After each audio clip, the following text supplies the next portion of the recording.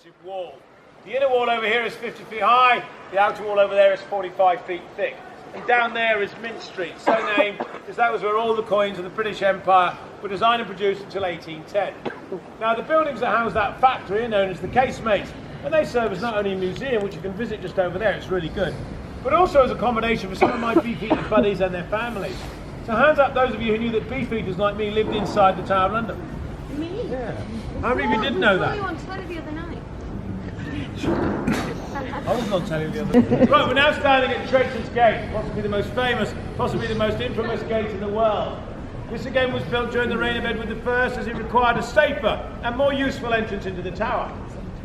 Rather than try and go for the narrow, crowded, twisted streets of London, where convoys could be attacked, stores stolen and prisoners set free, he decided to use the River Thames as a highway. He had a hole punched through the outer defensive wall so that at high tide boats could pass through these gates and unload their cargoes in safety. And therefore this was originally known as the Watergate. Yes, Americans, we had it here first. Now the king realised he'd weakened the defence of his premier fortress and commanded that a tower be built above the gate to defend it. And this again was named in honour of a former constable of the Tower of London, Thomas Becket. And he was the Archbishop of Canterbury, murdered on the steps of Canterbury Cathedral in 1170 on the orders of his former best friend, King Henry II. Probably lived here too. So, if as I've said it was called a Watergate, how then did it become known as Traitor's Gate? Well, that was down to the large numbers of alleged traitors to pass through those grim gates during the Tudor period. Among them no less than 3 Queens of England: Queen Anne Boleyn, Queen Catherine Howard, and Lady Jane Grey. High dignitaries of the church and elder statesmen were no exception. Those and many more poor unfortunate souls would have travelled down from their trials at the Guildhall or the Palace of Westminster, passed through these gates and climbed these steps. Here they'd be met by guards and escorted through the archways, off to their cells to await whatever fate had in store for them. And for some it would be a short journey to their place of execution. One of those horrible cells was in the infamous Bloody Tower. There it is.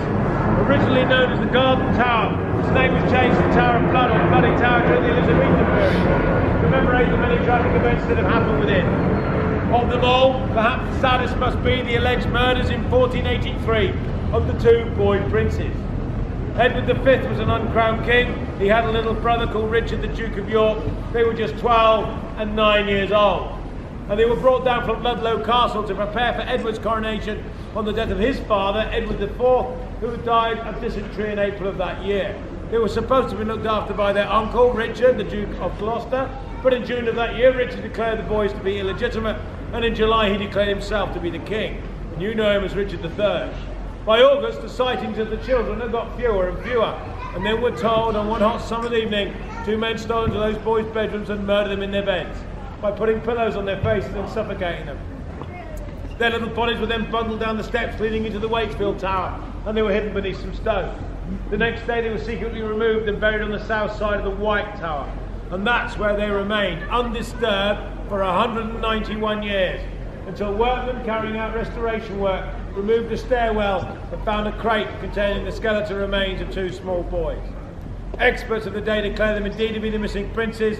They were taken down to Westminster Abbey and reinterred in Innocents' Corner, where they are to this day. So you are surrounded, ladies and gentlemen, by an awful lot of gory, gruesome history. And if you're from the British Empire, all this history's yours. And if you're America, could have been yours if only you paid your taxes.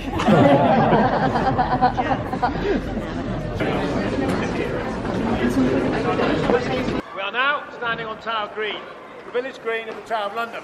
But unlike most village greens in this country, where you'll find a cricket pitch or perhaps a mill pond, we've got our own private execution site. And that horrific site is marked by that small glass memorial over there, and is not to be confused with the public scaffold outside on the hill. 3 Queens of England and some others were executed in this area. Before I tell you some of their stories, I'd like to describe a few buildings that surround us here on the green. Now over there is the largest and oldest of all our towers. That's the White Tower, and work began on that site in 1078 under the direction of a monk called Gundulph of Beck. It took 20 years to complete, although the windows were later added by Sir Christopher Wren in the 17th century. And nowadays we use it as a museum. You go across the top, down the hill and back in up the wooden stairs, and there are 4 floors full of things you see and do. And down there you can see a large black and white Tudor building known as the Queen's House. Now you can't go into that building because that is the home of the Constable of the Tower of London. But it is the best preserved Tudor building in the City of London. Some parts of it go right back to the 14th century.